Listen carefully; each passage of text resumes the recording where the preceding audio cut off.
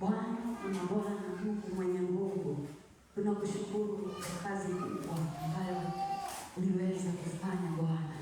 Ndio sababu tuko hapa, ndio sababu we are set free.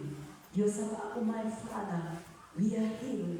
Ndio sababu my Father we are redeemed in you, O God. We are grateful, we are thankful in Jesus' name. Thank you dear Master because of everything. Asante ni kwa sababu Bwana uko na kusudi jema katika maisha yetu. Asante Bwana wa Mungu hata kwa sababu ya siku ya leo na mchana wa leo Bwana. Wakati mwingine waadia ndiposa tuweze kusikia neno lako. Bwana wa mabwana, tunakuja mbele zako tukiomba Bwana wa Mungu ukaweze kuwa pamoja nasi, ukatuwezeshe kushika yale Bwana umeandaa kwetu kwa mchana wa leo katika jina la Yesu Kristo. Asante kwa hilo neno Bwana. Biblia inasema ya kwamba ni upanga ukatao kuwili Ebeneza. Tunakushukuru maana Bwana wa Mungu unaenda kufanya kazi yako kupitia hii upanga afternoon ya leo katika jina la Yesu Kristo. Asante ni kwa sababu ya mtumishi wako ambao ambaye Bwana umeandaa. My Father, ndiposa kalete neno lako Bwana. Mbariki, muinue Bwana, mpe ufunuo wa kutoka katika kiti chako cha enzi. Ebeneza, mtumie kadri na mapenzi yako Bwana. Mpe my Father nguvu, mpe usemi Bwana, akaweze my Father neno lako kulingana na mapenzi yako. Acha akalete mapenzi yako, acha akalete kusudi lako katika jina la Yesu Kristo. Asante Bwana wa Mungu, asante Mfalme wa falme, na ni katika jina la Yesu Kristo tunaomba na hata kuamini. Sema amen. Amen. Ni wakati wa kusikia neno la Bwana. Haleluya. Amen. Tuweze kufurahia Bwana. Kwa hivyo tuweze kusimama. Wale ambao wameketi tuweze kuinua mikono yetu tunapofurahia Bwana kwa neno lake. Mtumishi ambaye ameandaa mchana wa leo. Haleluya. Inua mikono yako. Tuweze kumpamba maua mtumishi wa Mungu. Anapoalika mtumishi wa Mungu akaweze kuleta neno katika madhabahu mchana wa leo katika jina la Yesu Kristo. Weka mikono yako chini. Mpe maua, mpande maua mekundu, nyeupe, ya majani, rangi ya samawati, kijani kibichi. Shangilia Bwana. Haleluya. Shangilia Bwana. Shangilia Bwana Yesu. Bwana Yesu hapo vizuri. Haleluya.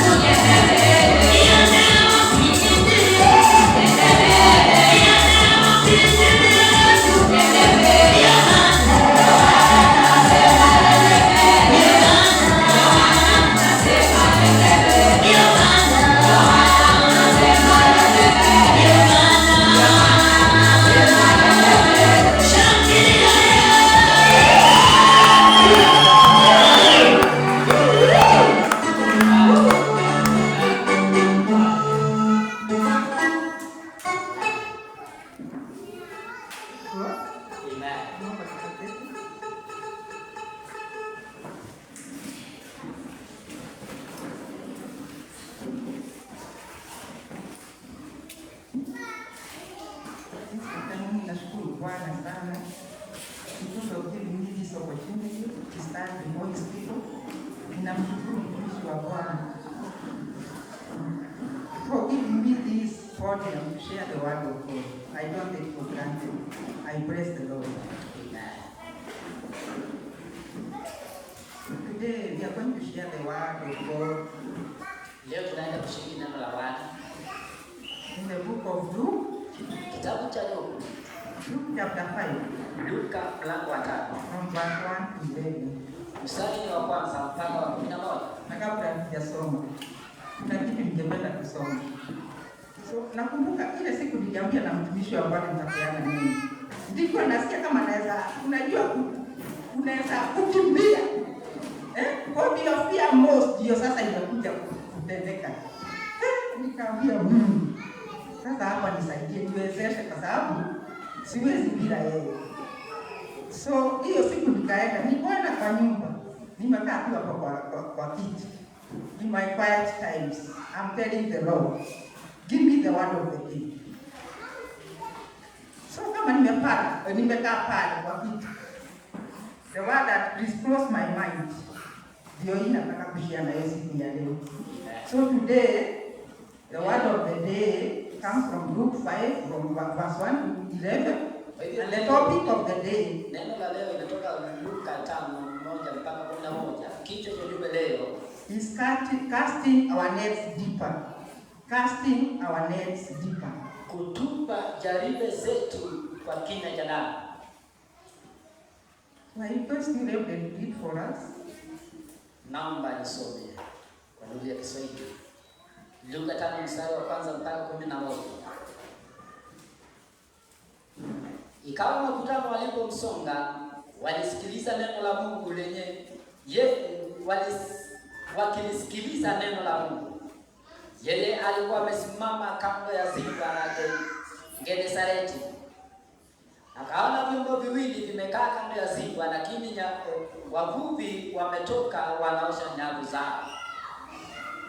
Akaingia katika chombo kimoja ndicho chake Simoni, akamtaka apeleke mbali kidogo na pwani.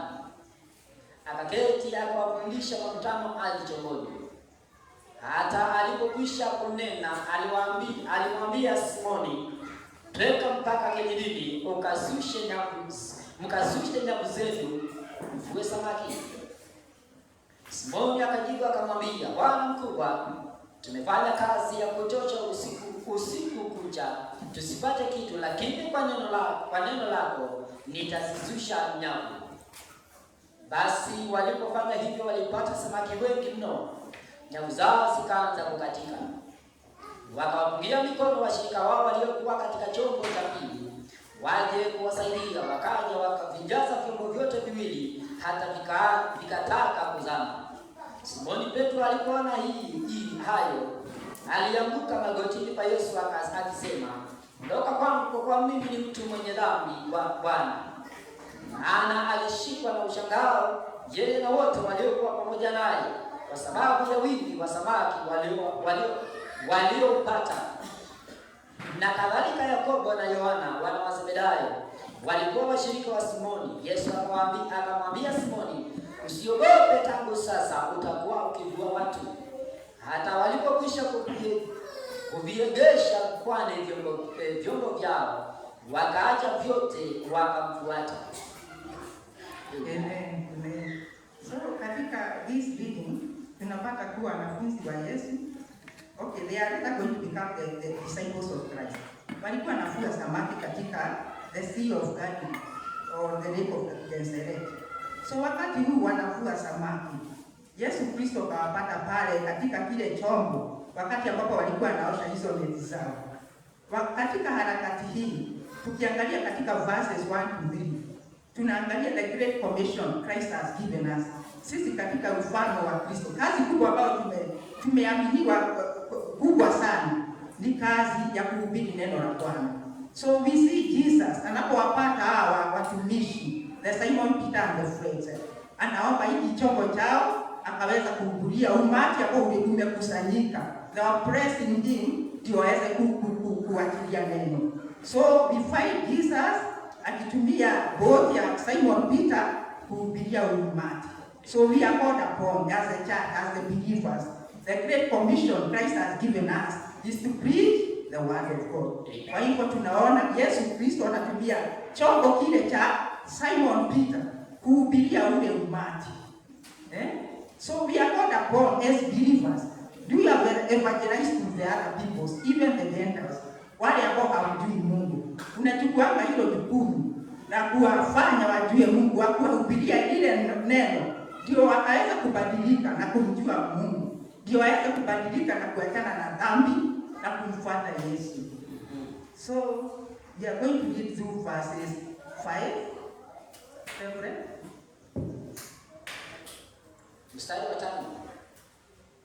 Simoni akajibu akamwambia, Bwana mkubwa, tumefanya kazi ya kutosha usiku kucha tusipate kitu, lakini kwa neno lako nitazishusha nyavu. Amen.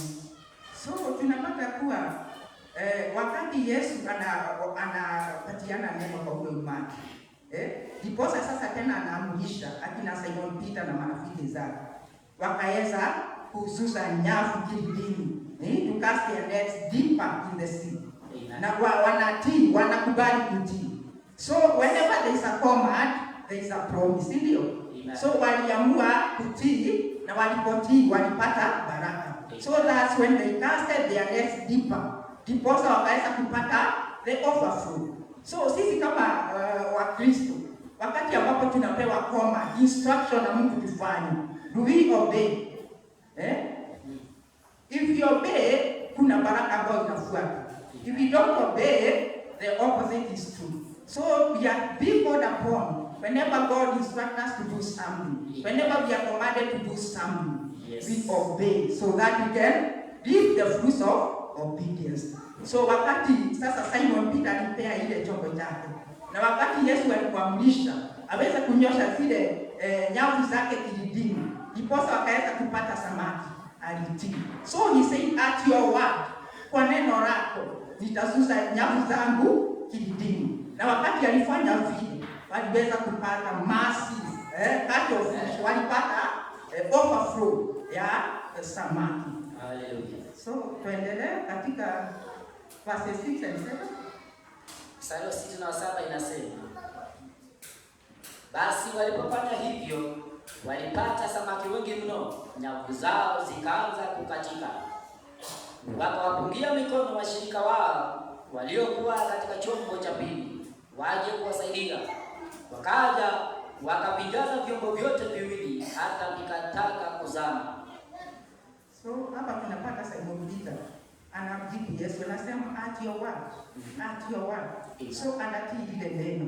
Yesu anamwambia aweze kususa nyavu, na kweli anatii, na kutokana na ile tendo wanaweza kupata a massive catch of fish. So sisi kama Wakristo, we have to choose faith. We have to choose faith over logic, our reason. Sindio? We have to choose tuweze kuchagua imani kuliko vile tunavyowaza kama binadamu. So tukiangalia akina Simon Peter, wakati walikuwa wanavua samaki, walivua all the night, they toiled all the night, hawakupata kitu. Lakini katika neno la Bwana aliweza kususa zile nyavu na kaweza kupata wingi wa samaki. Kwa hivyo mawazo yetu kama binadamu yanatofautiana kana vile duniani na mbinguni zinavyotofautiana. Vile Mungu anavyoona mambo sio vile tunavyoona. So wakati akina Simon Peter walikuwa wanavua samaki, walikuwa wanavua during the night. But now Jesus comes here anawaambia wavue samaki during the day in the deep water. Si ndio? So tunaona kuwa vile tunavyowaza, our reason, our logic sio vile Mungu anavyowaza. Kwa hiyo Mungu atusaidie. We align our reason, our minds kulingana na mapenzi yake ndio kosa tuweze kusaidika. So out of this result, wakati Simon Peter anapotii, tunaona kuwa the result of obeying, there is massive catching of fish. Then there is true success that was trusting Jesus, not just still. So kwa hivyo tunaitwa tukamwamini Mungu, sio kwa sababu ya ujuzi wetu. Kumbuka the Simon Peter and the friends walikuwa expert katika kuvua samaki. Yes. Lakini wanapoamrishwa na Yesu, wanaamini, wanapochukua hatua ya imani, ndiposa wanaweza kufanikiwa, ndiposa wanaweza kupata wingi wa samaki. Amen. So hapa tukiendelea katika verses 8 and 10. Mstari wa 8 mpaka 10, maandiko yanasema, Simoni Petro alipoona hayo, alianguka magotini pa Yesu akisema, ondoka kwangu, kwa kuwa mimi ni mtu mwenye dhambi. Kwa kuwa mimi ni mtu mwenye dhambi Bwana. Maana alishikwa na ushangao yeye na wote waliokuwa pamoja naye, kwa sababu ya wingi wa samaki waliopata. Na kadhalika Yakobo na Yohana wana wa Zebedayo walikuwa washirika wa Simoni. Yesu akamwambia Simoni, usiogope, tangu sasa utakuwa ukivua watu. Amen. So katika verses 8 and 10 tunapata kuwa Peter anaweza kustajabika kwa sababu ya huo muujiza. Anaweza kustajabishwa na tendo lile aliloliona. So anajiona yeye hastahimili mbele ya Bwana. Na ndivyo sasa unakumbuka from the beginning nimewaambia the great commission yenye tumeitiwa kama Wakristo ni kuhubiri injili ya Bwana. Yes. So whenever the word of God is spoken, whenever the word of God is released, inafanya mwenye dhambi akaweza kuhukumika na anarudi katika njia za Bwana. Mwenye dhambi anaweza kubadilika na kuweza kumjua Bwana. So tunaona Simon Peter anajipata he is not worthy. He is not worthy. Anajipata mwenye dhambi. Na ndiposa anajipata amestajabishwa na the miracle yenye wamepewa na Yesu ya kupata wingi wa samaki. Na ndiposa from there tunaona there is transition. Kuna vile mambo itabadilika. Waweze sasa initially they were the fishers of men, but God is going to make them the fishers of people. Sindio? Tuendelee. Mstari wa 11. Hata walipokwisha kuviengesha ukwani vyombo vyao, wakaacha vyote wakamfuata. In verse 10 tunaambiwa kuwa Peter aliweza kuogopa, alistaajabu kwa sababu ya kitendo hiyo. Alipoona kweli mwenye dhambi na akakiri mbele ya Yesu kuwa ni mwenye dhambi, we see kuna the shifting of the purpose. Walikuwa wanateka samaki, lakini saa hii wakati anapokutana na Yesu, this encounter with Jesus, it changes everything. There is shifting of the purpose. Yes. Kuanzia kuteka samaki na Yesu Kristo na watuma kutega the men to make them the fishers of men. So there is shifting of the purpose to catch men. So the disciples left everything and followed Jesus. So we are called upon, whenever we align ourselves to Jesus, He aligns us with our purposes. Anatufanya tufanyike kile ambacho alituumba tufanyike. Kwa hivyo, it's always good whenever we listen to the word of God. We align ourselves with the purposes of God. Ndiposa tuweze kufanyika kile ambacho Mungu alituumba tukafanyike. So the key lessons we can learn from the reading. The key lessons we can learn from the reading. 1, obedience over logic. Obedience over logic. So we see God often asks for obedience when it makes ritual human sense. He is calling us to obey. Hata kama mambo yanatuomba tufanye, they don't make sense. That small thing yanakwambia ufanye, yatakuwa manufaa kwako, yatabadilisha mkondo wa maisha yako. The second thing is focus on discipleship. So the goal here is to catch, not to fish. The goal here is to catch, not to fish. So initially the disciples of God, like Simon Peter and Fred, they were catching fish. But now tunaona kuwa goal yao sasa imebadilika. They are not catching fish, they are catching men. Another key lesson is transformation. Jesus meets people in their daily work, fishing and change their purpose. Yesu anakupata katika ile kazi ambayo unafanya na anabadilisha maisha yako. Amen. So wakati Yesu alikutana na akina Simon Peter, maisha yao yalibadilika. Yalibadilika. Akabadilisha maisha yao, their destiny, their purpose. Yes. So ni vizuri kutembea na Yesu. Hallelujah. So another thing to focus on, the word of God will take the central place. So katika kila jambo, the word of God will remain the central focus. The word of God itatusaidia to know the will of God upon our lives. The word of God inaleta watu kwa Kristo through repentance. We can see the example of Simon Peter and the friends. So another key thing we can learn, Jesus used an ordinary thing, a boat for kingdom purpose. Yesu alitumia chombo. Alitumia kama chombo alitumia chombo because akaweza ku-advance the kingdom of God. So sisi kama Wakristo, wakati ambapo kuna hitaji katika kanisa, maybe you have your talent, you have your skills, you have resources.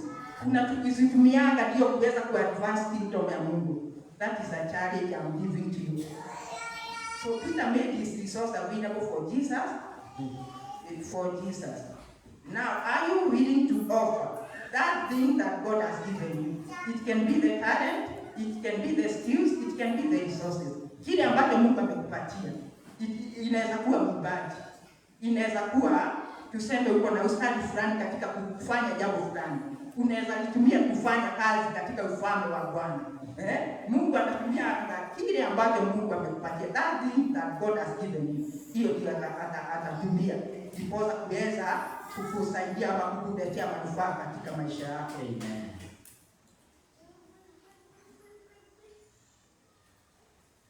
So another thing we are going to learn from that. So tutaangalia wakati akina Simon Peter na marafiki walifanya juhudi sana, wakafanya bidii katika kuvua samaki. So sisi kama Wakristo, it's a call for us now. Tujue kuwa kila jambo ambalo tumelijaribu for a very long time, na katika neno la Bwana na kulingana na authority ambayo tumepewa katika neno la Bwana, tujue kuwa maisha yetu yanaweza badilika. So kwao waliweka juhudi sana katika kuvua samaki, waliweka juhudi sana katika kutafuta samaki all the night, lakini hawakuweza kupata samaki. Yes. Lakini kwa neno la Bwana tunaona kuwa kila kitu kikabadilika. So we are called upon as Christians. Ile jambo ambalo tumejaribu sana, tuseme for example, umejaribu sana kufanya biashara ikaanguka. Umejaribu sana katika ndoa yako ikaanguka. Mungu anatuita tena, we do it again. Akiswada mambo yote yakabadilika. Kama vile maisha ya Simon Petro na marafiki zake ilibadilika. Another thing we can learn from the reading, Mungu anaitanga wale ambao, those people who are not qualified to do his work. Akakuita jinsi ulivyo, na huo unyonge na huo udhaifu. So in the process anapokutengeneza, I call it the school of the spirit. Anapokutengeneza, ndipo anakutrain, anakuequip, anakubadilisha, anakutransform. Ndipo sasa unaweza kufanyika kile ambacho Mungu amekusudia ukafanyike.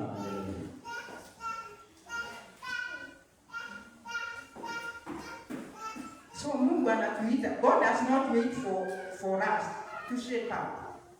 For example, you are going to be a pastor.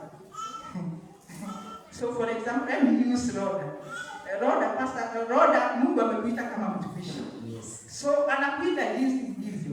Yes. Hata kungojea mpaka okay, there is a way hata ku reform, yes. Jinsi vile unavyoendelea kusikia neno lake, jinsi unavyojitoa kwake. So in that time is going to shape you up. With the time utafanyika kile chombo ambacho Mungu anataka ufanyike. So in my conclusion, we are called to use the gifts that God has given us to serve others. Amen. Hicho kipaji ambacho Mungu amekupea. Unakitoanga kusaidia wengine. Kama wewe ni mwombaji, do intercede for others. If you have those resources, unaona mtu mwenye hitaji, wewe unamsaidia. So God is calling us to use the gifts that God has given us to serve others. And also another thing, we are called to share the good news. Neno la Bwana, we share the word of God, of Christ in word and in deed. Umesikia hiyo hapo? So we are called upon to share the good news. That is the word of God in word and in deed. Okay, to kuachilia hili neno, the gospel itself, na pia matendo yake yafuatane kulingana na vile neno la Bwana linasema. Amen. So the card is in God, and that God decides for the net to be bursting and the boat full. Kwa hivyo Mungu kusudi lake anakusudia mwanadamu aishi maisha ya mafanikio. Lakini wakati ambapo hatujapata purpose yetu katika maisha yetu, you see we can be toiling like the same thing that Simon Peter did. Lakini wakati tunapata purpose yetu, tunaishi maisha ya overflow. Tunaishi maisha ya abundance. Mungu atubariki na abariki neno lake. Amen.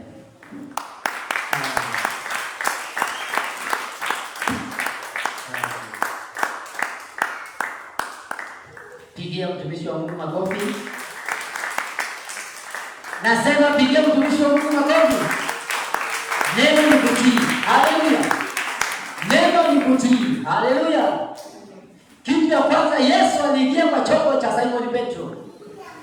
Na alipoingia kwa chombo cha mwenyewe, akamwambia kisogeshe, akatii. Haleluya. Na huyo aliyekuwa anatii alikuwa na njaa. Alikuwa amepambana usiku mzima. Hakuna chochote alichopata. Neno ni kutii. Haleluya. Ni nini ulichompenda umengojea miaka yote? Ni nini ulichokuwa ukiomba Mungu siku zote? Bali hapati, neno ni kutii. Haleluya. Cha pili alichofanya Simon Petro, alipotii alitoa. Akatoa chombo chake kwa ajili ya Kristo. Mpaka unahitajika ujitoe kama dhabihu iliyo hai kwa ajili ya Kristo na kwa ajili ya kazi yake. Ndipo unachokihitaji ndicho kinafuata baadaye. Bwana anataka kuona kwanza juhudi zako. Umelia vya kutosha, umeomba vya kutosha, umepesha vya kutosha. Anachohitaji ni ukatii neno lake. Anavyosema upepatii, anavyokuambia upepa tena. Ndipo baadaye utapokea unachokihitaji. Haleluya. Bwana asifiwe. Petro alipatikana katika hali ya kuchanganyikiwa. Amekesha usiku mzima. Amekuwa akivua samaki. Na yeye ndiye alikuwa breadwinner katika nyumba yake. Yeye ndiye alikuwa anawatafutia watoto. Usiku mzima hakuna chochote ambacho amekipata. Ni kama vile wewe na mimi tunatokana hapa. Tunaanza kutafuta kazi. Tunaanza kutafuta mavibarua. Wala hatupati. Lakini katika hali ya kuchanganyikiwa, Petro akijiuliza watoto watakula nini? Petro akijiuliza akijiuliza mama atakula nini? Petro akijiuliza sasa imefika asubuhi, watajifungua kinywa nini? Maandiko anasema kwamba akatokea mtenda miujiza na akatabuka neno kwake. Alipotii Petro, maisha ya kumwanga na kuazua, maisha ya kumng'ang'ana yaliisha, akaishi kwa wingi na utele. Sema wingi na utele. Haleluya. Mungu wa mbinguni akubariki mtumishi. Haleluya. Yes, tunahitaji kutii na kutii neno la Kristo. Bwana asifiwe. Tumeomba sana na tuko katika hali ya kuchanganyikiwa. Nikana kwamba Bwana asikii, nikana kwamba Yesu asikii, nikana kwamba Bwana ajibu maombi yetu, nikana kwamba tunakaa hali ya kutokujielewa. Bwana anataka tukatii na tukatimize yeye anachotuambia. Amen. Nasema pigia mtumishi wa Mungu makofi. Pigia mtumishi wa Mungu makofi tena. Haleluya. Haleluya. Bwana asifiwe. Hiyo ni neno la Bwana. Haleluya. Launching the path. Haleluya. Bwana asifiwe. Katika hiyo hali ama ni nini Mungu ameweka ndani yako? Kile kitu ambacho Mungu ameweka ndani yako, unaambiwa uweze kusonga pale kilidini. Bwana asifiwe. Praise God. Songa kilidini. Bwana asifiwe. Sio lazima uwe mhubiri, sio lazima uwe wewe ni mwimbaji, si lazima uwe nini ama si lazima uwe, labda wewe ni mwalimu wa Sunday school, labda wewe ni anasha, labda wewe umepatiwa hii gift ya mercy, yani huruma. Wewe ni mtu amesaidiwa kama ule Tabitha katika Biblia. Bwana asifiwe. cast our nets. Kule ambacho ni kumeingia, yani kwenye kuko na maji mingi, kwenye kumeingia ndani, kwenye kuko deep. Haleluya. Bwana asifiwe. Ndiposa tuweze kuteka. Bwana asifiwe. Kila mtu ako na njia yake ya kuteka. Bwana asifiwe. Hatufanani. Haleluya. Bwana asifiwe. Antonina, hatufanani. Kila mtu ako na njia yake Mungu amemwekea ndani yake ya kuteka samaki. Bwana asifiwe. Hiyo kipawa amesema akimalizia, hiyo kipawa ambayo ameweka ndani yako. Bora wewe utii. Ni launch deeper. Na tuweze kuona Mungu akifanya kazi yake ndani yetu. Haleluya. Barikiwa sana, tuweze kumpigia mtumishi wa Mungu. Neno la Bwana makofi. Haleluya. Amen. Kwa hivyo tuweke gia nyingine kama ni namba 1 weke, kama ni namba